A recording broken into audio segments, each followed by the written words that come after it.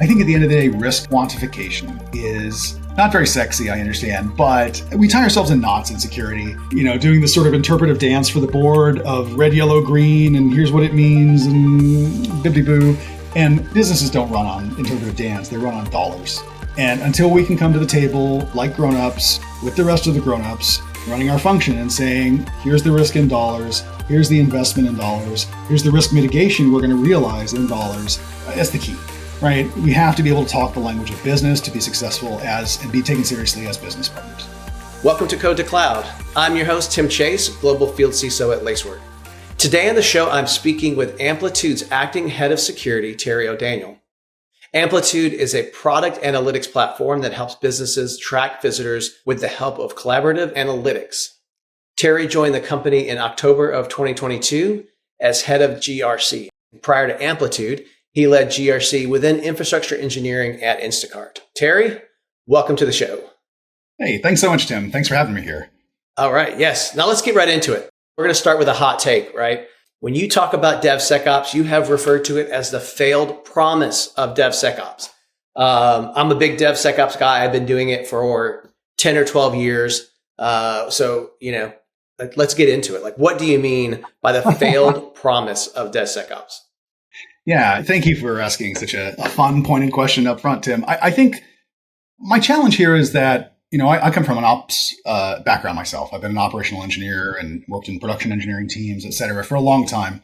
And I think one of the biggest challenges we have in the general move towards shifting left, which is theoretically what DevSecOps should be about, is I see a lot of nodding heads aligning on the shared goal, and that's good. What I don't see a lot is actually turning the mechanics of integrated testing at every step of the SDLC and shared goals. I think those are two of the elements of DevSecOps that perhaps because teams at companies in the growing markets, early public companies, even startups, maybe that's something that isn't seen, they haven't seen the value unlocked there. But I think that's one of the big challenges is if we say DevSecOps inherently means catching problems earlier, correcting them faster, and not having security show up at the 11th hour and saying, hold on, don't release that, there's some issues. I think we haven't necessarily done the work. And the work involves getting those shared goals, getting that alignment from the top, from engineering leadership all the way down, getting the space on roadmaps to actually prioritize building out these patterns that we want to implement. And then doing the tough work of saying, there's a tax that's required in actually moving left. Shifting left involves having smaller pieces and smaller interruptions more frequently, in the worst case, rather than having a single show-stopping event at the end. And that's where I say, in most of the companies I've worked at over the past 7 years or so, I haven't seen DevSecOps materialize into that model that actually gave a measurable outcome for the distance. So that's where I start when I say something that's perhaps a little spicy, like the overall industry trend of DevSecOps hasn't been realized across most of the smaller SaaS companies that really have the opportunity to make an investment and see the outcome. At a high level, why do you think that is? I agree with you. I talk to a lot of customers and a lot of prospects and just a lot of other security people. And it's kind of the same way. I still hear we're in the process of moving to DevOps. Not everybody is there. I mean, the larger organizations, definitely, they're in a forever transformation, I feel like. But even the ones that are the most successful probably are the smaller ones that maybe are more cloud native and they start that way. But, if they started out one way in waterfall or agile or whatever they happen to be, and then they're moving to DevOps, right? Why do you think it is that it's hard to completely, I know you talked about a couple other things, but why is it really hard to make that transition? Do you think it's one particular thing, or is it a combination of everything you just said? Well, I think let's start with the place of alignment, right? We agreed that the industry sees the value in this. We agreed that the industry understands that shifting left is the ideal. I don't think anyone's standing up and saying, hold on, shift left is the wrong pattern. So that's the good piece, right? We've fostered that agreement. And over the past decade or so, I do think the culture within security has changed maybe one factor that has also worked in our favor is, I think 10 or 15 years ago, if you said the modern CISO should be aligned with engineering, the modern CISO should be an engineer by training, the vast bulk of the modern CISO's work is technical work. We don't have to have that argument. I think the industry has sort of moved in that direction for us, and maybe that buys us a lot of credibility in the movement towards DevSecOps. So why hasn't it worked? Then I would answer that question by saying a lot of it comes down to shared goals, right? At the best of times, it is very difficult to get dev teams to put goals around security on their roadmap, right? It is seen, I think we still treat security as a necessary evil, a tax that has to be paid, and devs are somewhat rewarded for flying low and staying under the radar when it comes to security, as opposed to what we really need is we really need them to be shifting left with us. We need them to drive us to shift left. So I would say on one hand, every time security does pull the emergency brake and say, hold on, there's a problem. It happens. But that's a huge learning opportunity, right? And I don't know that we do enough RCA looking in the mirror and saying, all right, that was really ugly to catch that at the 11th hour. What can we do to catch it at the 10th hour next time and just build a roadmap for the process over time? So I think that's some of it. I also think there's a natural tension, right, in software engineering between speed and quality. And I think some of it comes down to folks' background, their experiences, what they've seen successful at various companies. At Amplitude, we have a very clear direction from the top all the way down. We understand that one of the best predictors of software quality and the improvement of software overall for a SaaS company like us is the speed of releases. If we can release fast, that's the core of Agile, right? If we can release fast, we can get customer feedback fast, and we can build that feedback loop.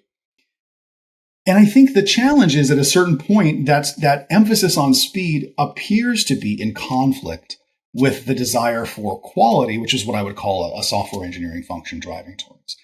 One of the reasons I'm at Amplitude is I really love the alignment in vision and practice in our engineering function. By that I mean, we're not saying we're going to accomplish one thing and then really in practice doing another. We are very upfront about that we, on the speed to quality spectrum, we align on the side of speed. And that's a cultural value, and we're going to go all in on it. So my job as the head of security is to constantly be there to pull us a little bit towards the quality piece and to build the patterns so that the customers of those quality improvements are the engineers themselves. If I'm only building quality into the product to satisfy myself, it's not going to go very far. I have to put on the hat of the customer and say, for our largest customers, how can I ensure that they are meeting the security requirements that will enable them to continue to use Amplitude, to start to use Amplitude, et cetera?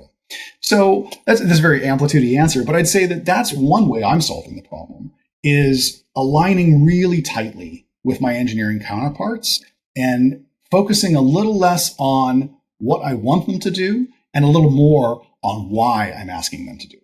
I think one of the reasons sometimes that we're not so good at the quality when you do DevOps and such like that is we forget that part of DevOps has continuous improvement at the end, right? It's not, that's why they have this infinite loop, but it's not just, you write the code, deploy it, right? There's this little thing on the end that says, hey, come back, see what you did wrong and fix it so you don't do it again. And I think we forget that part sometimes. And I talk a lot about that when I talk about DevSecOps. I mean, do you agree or you have a different opinion? I do. And I think that's honestly one of the areas, having worked in prod eng, infrastructure, and now security for a long time, I would say that's one area that infra and platform especially does a really good job, right? You just have to build that muscle of constant postmortems, constant RCAs, constant cycle of improvement, because otherwise you don't know. You don't know where you should invest. But devs will tell you. DevXP is a very clear way to hear from your internal customers, this is broken, those scans take too long, whatever. So yeah, I think that's part of it. And I would even go a step further. I'd say sometimes where we lack the most in security and in the way we approach security engineering is around transparency and empathy, right? It pains us sometimes in security to see the risks, to see the vulnerabilities, to see the potential for exploit. And it keeps us up at night. But we don't always do the best job of empathizing with our dev counterparts and the speed, how much they are under a vertical, product-oriented, business-oriented timeline. And they don't have the same flexibility that we do to change some of those timelines, right? Sure, we can show up and say, hey, there's a 0-day stop everything and do this. We only have so many times we can use that excuse. And I think a lot of the times where we could be investing better is to have that transparency and the empathy and understanding from our engineering counterparts. When was the last time you had a security team go ask dev, hey, what are the biggest risks of the company? Or do we precede that and do we come to the table with that already filled out and we tell devs, here are the biggest risks of the company, therefore we need you to do X, Y, Z. I think we missed an opportunity by doing that. Yeah, I'm a big fan of us being like advisors and auditors rather than doers and pushers, right? Like I think when you get to a really good kind of DevSecOps flow, that's what it ends up being. Is it's more collaborative because we're allowing them to do more of the work. It integrates with their workflow. We're there to set the guardrails, and to help them and advise them when maybe they don't know how to fix something. But ultimately, that's what we're there for.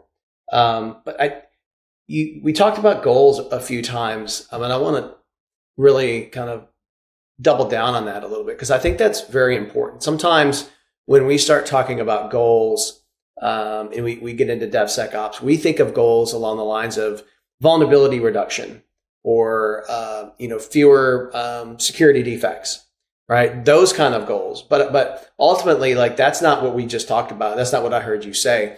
What I heard was more along the lines of goals to the business. Like that's where the DevOps teams are focused. If security can go along with their focus and figure out how to meet their timeframes or work with them. Like that seems to be where you're talking about goals, not like security goals. I think security goals are around risk, right? Security goals have to be about the measurement and management of risk over time. But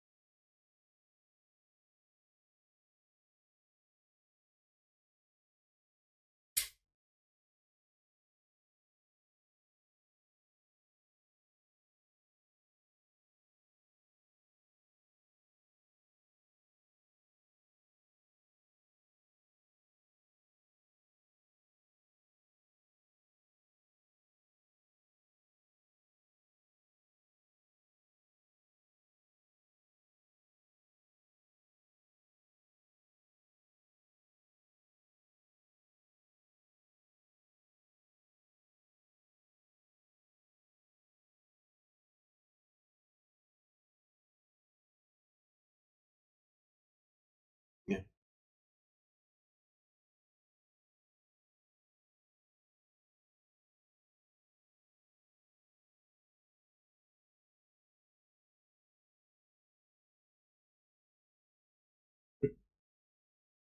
Mm-hmm. Spicy take number 2, man. We're just tearing it up here. So no, you're right. It does. I think that a lot of times, and I've experienced this personally. Talked with a lot of people. Like sometimes when we don't look in the mirror, like we're the failure, right? It's not. They won't listen to us. They won't do what we want them to do. Well, are you working in a way that enables them to continue working the way they need to meet their goals, right? Because if you, like you said, I think at the beginning, if you just come in with a boatload more things for them to do on top of the things that they already have, like they're like, get out of here. I'll get to you.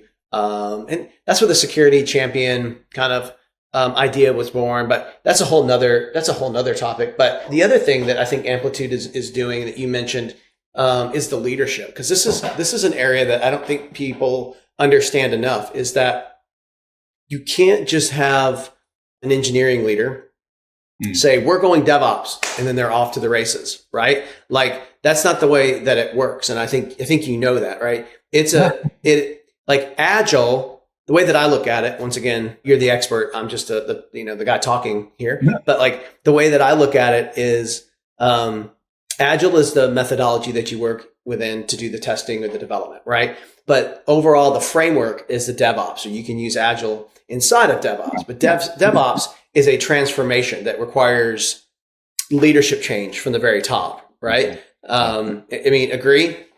I do. And I remember I was at Yahoo in 2015, 2016, when sort of DevOps was becoming a thing. And it was fascinating to see the reaction.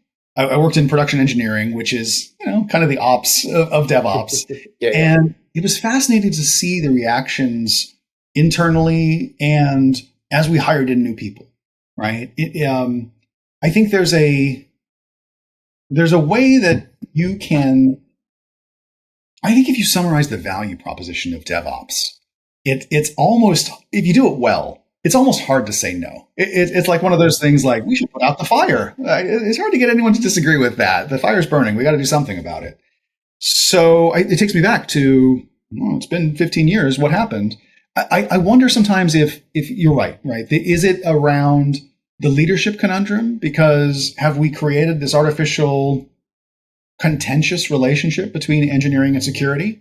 I'll be transparent in sharing that, when I joined Amplitude, I think there was a little bit of a pattern that had developed, or an anti-pattern, where devs realized if they flew under the radar and they just kind of shipped quickly and didn't draw the watchful eye of security, then, even if they had a problem, they could fail forward and they could patch it next cycle. How painful do we make it for devs to get involved with quality improvements? Do we make it easy? Do we make it something that they can start and stop in 5 or 15-minute chunks? Or do we make it a big overblown project that makes it painful and then makes it feel like they aren't actually working on the job they were hired to do? I think we've erred a little on the side of the first one, right? And I don't know that we've actually built the patterns that tell dev, here's the value that you're going to unlock. And sometimes it's as simple as that. Sometimes it's appealing to common interest. Would you rather, invest 20 hours to build a better intake mechanism here, or would you rather spend 200 hours over the next quarter or two responding to these individually? I think together, if we decide on a pattern, we could build that funnel and we could reduce the amount. We could build risk patterns natively into those systems. I mean, I had to stop myself. I almost started talking about change management, right? One of the interesting pieces about change management that I don't think I've ever been in an organization where engineering doesn't say, well, not every change has to be reviewed, right? Which change? Just the ones that don't affect, Right. And I say, okay, cool, awesome. No, you're right. There are minor changes and they shouldn't have to be approved at all. Can you show me the canonical source of truth and the engine that enforces that behavior? Oh, it doesn't exist. Then yes, every change has to be approved because we haven't done the work. We haven't, and I mean us included, security included, we haven't sat down at the table shoulder to shoulder and locked the door and said, you know what, if we come up with a rubric that actually aligns on these, we have the same goals. We want the company to be safe and secure. We want our customers to be delighted and happy and not, have a blank screen or something like that. If we're all sitting on the same side of the table and we keep that objective in sight, then it just comes down to a list and priorities and a regular practice of grooming that backlog. And those are engineering patterns. We know how to do those.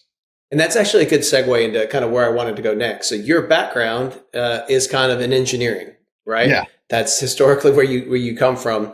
And so I'd love to know kind of how you got from engineering into security. How did that go? I always like talking to people about their journey because it's important, for me to know, like I come from testing, right? I was a functional tester, automated tester. Like that was my world for a while. And then, a couple of years later, then the CISO thing and cloud thing and all that. And now I'm here. So I always like to know how other people got there so that other people can learn how to do the cybersecurity journey. So engineering to security.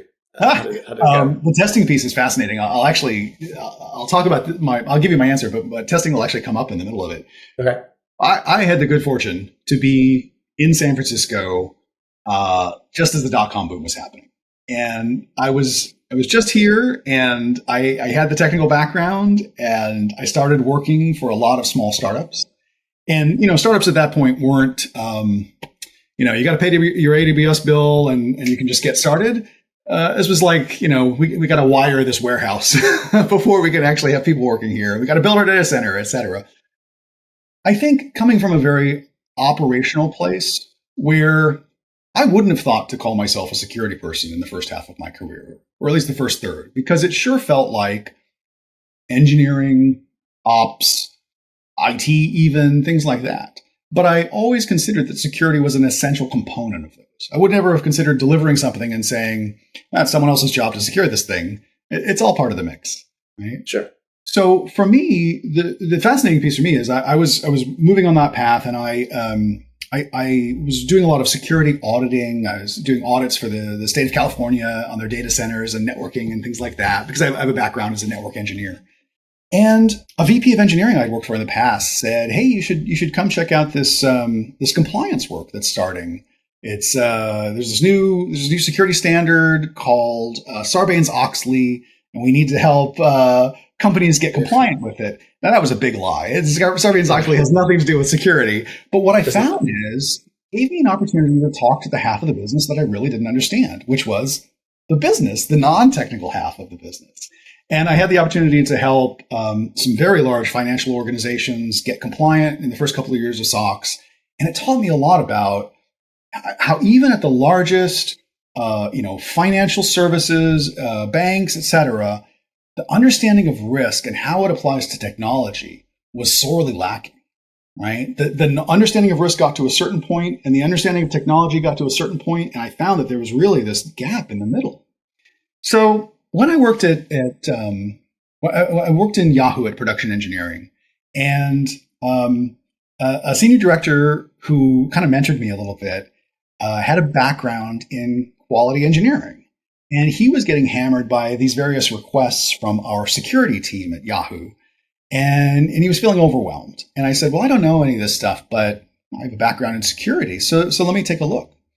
And I realized quickly that it was the same problem, right? Engineering had goals, and we had metrics by which those goals would be evaluated. And we had certain numbers we had to hit. And nowhere in there was anything about risks, anything about compliance, anything about securing the company. And so I took that on. And I said, you know what, let me just own all these intakes from those other teams and manage them. And I very quickly found out they care about the same things that we do. They care about access to privileged resources. They care about privilege escalation. They care about, at the time, Docker was just sort of spawning. So we cared about securing those containers and making sure that people could do lateral movement, although we didn't call it lateral movement at the time. And I think that was really the genesis for my starting to think less of myself as purely an engineer, specifically an ops engineer or infra engineer. And I started to think of myself as doing security work. And then as I went to Salesforce, as they grew, I was at Salesforce doing a period of immense growth where they were just doubling their user base every year.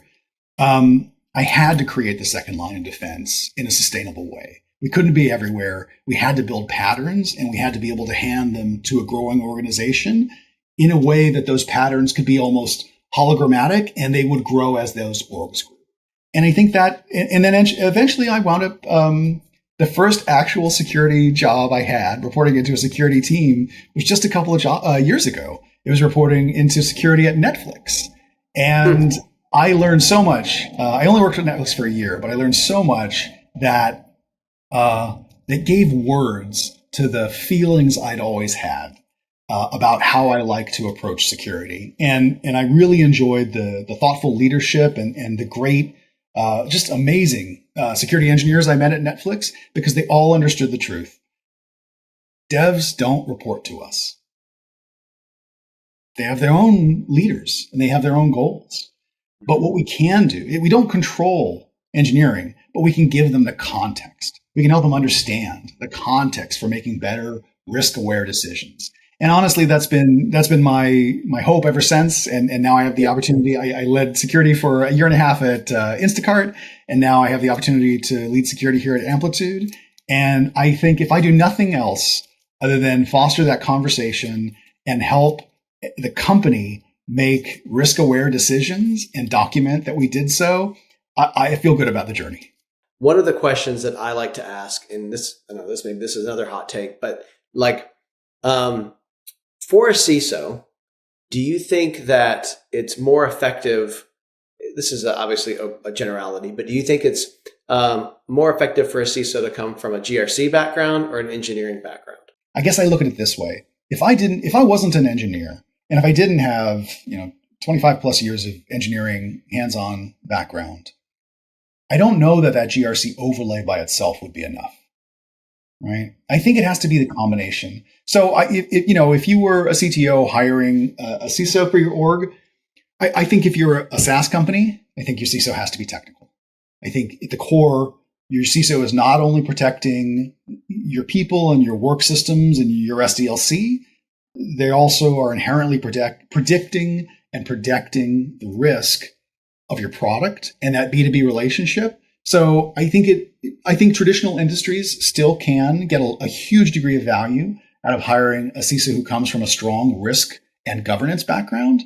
But if you're an engineering first company that's building neat stuff, if your CISO doesn't have the finger on the pulse of that, I think they're inherently a little hampered from their ability to help the company shift left. No, I agree, especially, like I said, there are exceptions to everything, but, especially like when you're coming up with kind of your overall security plan and understanding how everything should fit together. Things are so technological these days, how can you understand kind of the overlap to making sure that you're covered in all the different security areas? If you don't have that understanding, risk will only get you so far. GRC is super important because, all the privacy stuff coming up in countries and states and things like that. But that's my opinion. Somebody else could come on and have another one. Like I said, there's no right or wrong to it. Right. And I would say to take that a step further, right? I'm not here to pick a fight between compliance and security. I think there's a lot of sort of bad blood between compliance and security. Mm-hmm. Again, I think that's a case where both sides could use a little time looking in the mirror. I don't know that GRC has done the best job of understanding security enough. I mean, come on. If you're going to ask me questions about how I'm hardening Kubernetes, then spend an hour looking at YouTube videos of how to harden Kubernetes so we can speak the same language. So I think that's fair. But then on the flip side, GRC does a great job of taking big unmanageable projects and just throwing their arms around the whole thing and saying, we're going to slice and dice this and get it done until it's done. And that sometimes I think in security, we get distracted, shiny object, Terraform or, something, and we don't have that same focus. So I think both are really essential in any, especially for SaaS, especially for certain industries, right? B2B, fintech, health tech, things like that. You have to understand the why and the business goals, which are risk and compliance and governance. But if you don't understand the underlying technology, then you're just playing a game of telephone. I think that's a super interesting perspective on it. Just to kind of get back onto your career and your learning a little bit, like if you were to look back kind of on all of your years that you've been doing engineering and then eventually security, what do you think has been the biggest learning of your career? I suppose this feels odd to say out loud as an engineer, but it's really been about the human element, right? I think I can own up to the fact that I was pretty arrogant when I was younger, and I thought that if we just focused a little more on the technology and we erred on the side of picking the best technical solutions and we focused on good implementations, then everything else sort of takes care of itself. And I have found that over the past few years,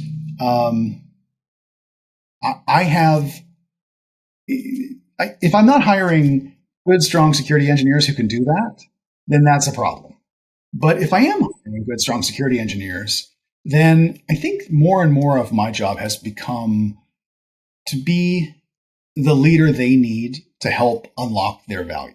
And by that, I mean, it can be very frustrating to be in a security role, right? Especially if you're a security engineer, right? And you know how to build things. And I'm incredibly fortunate that all of my security engineers at Amplitude come from development, right? They all have backgrounds as engineers, and they came over to the dark side of security.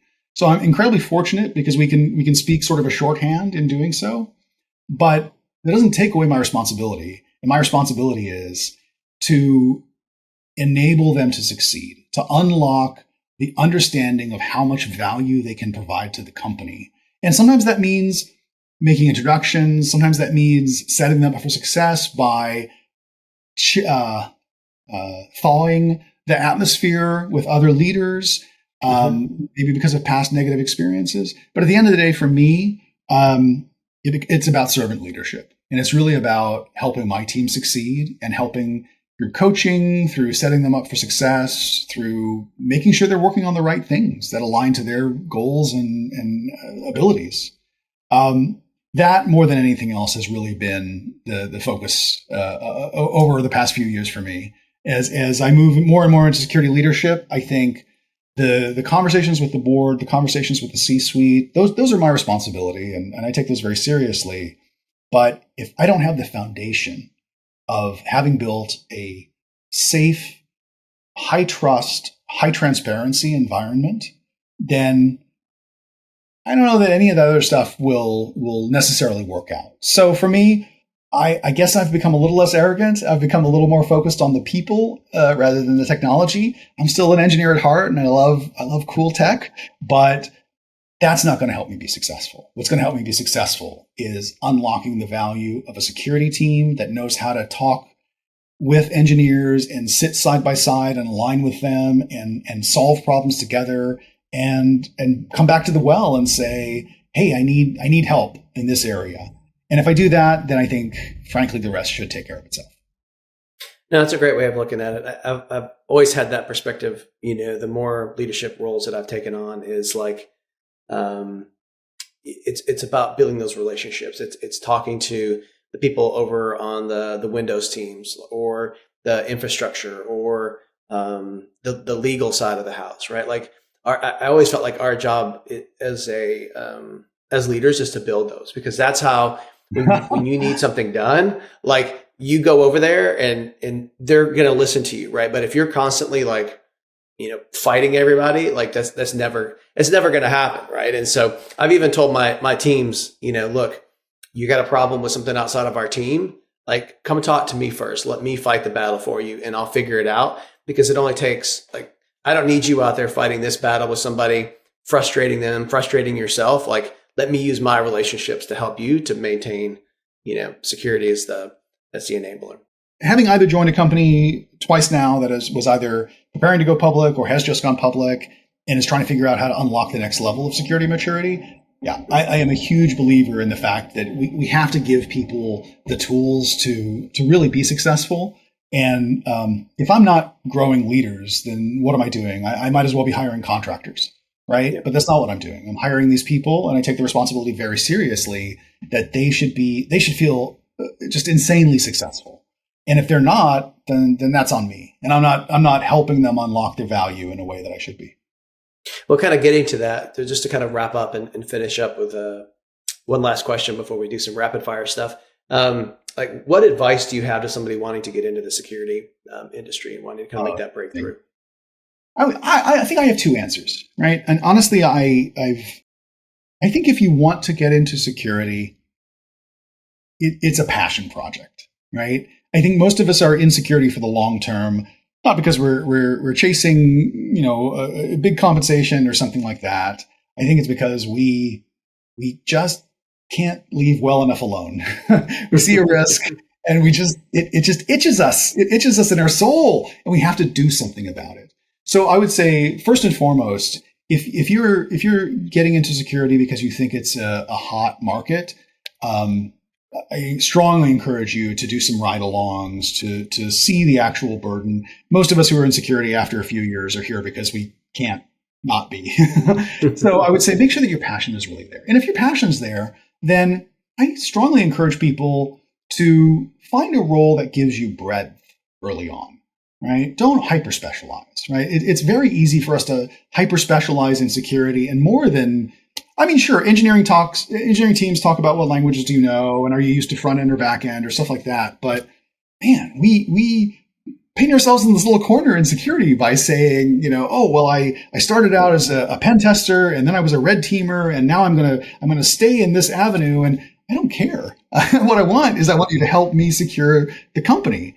So I think focus less on being an expert in a certain area, unless you really you found your passion and that's all you ever want to do. I know some folks who are amazing at the security research space or IR or whatever, and they just don't have a desire to work on the other parts. Great. Good for you.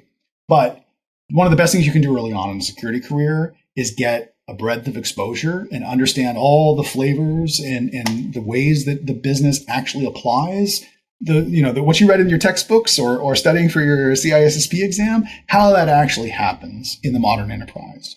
That'll give you a lot of visibility into the pieces that you want to work on. Because again, it's not just about the technology, it's about the combination of the technology and what are you going to be doing every day? You wake up, you turn on your computer, what is your day like? The day of an AppSec person and the duties of that role may be very different from the type of work you think you want to do. So get that breadth, get an understanding of how security actually works in the real world, and that'll give you a better understanding, and you can make the choices to specialize from. That makes total sense. I try and get people to get away from like the cool factor. So like what you were saying at the very beginning, like take a ride before you commit, right? Because I get people that are like, I want to be a hacker. How do I get to be a hacker? I'm like, dude, it's not like in the movies, right? Like I can't teach you to be a hacker. Like you've got to have like 6 other skills to even get started down that path, right? So start someplace else and then figure it out. But no, that's hilarious. That reminds me of my youth. I mean, it's funny. I didn't go to university for computer engineering or anything like that. I actually was an arts major.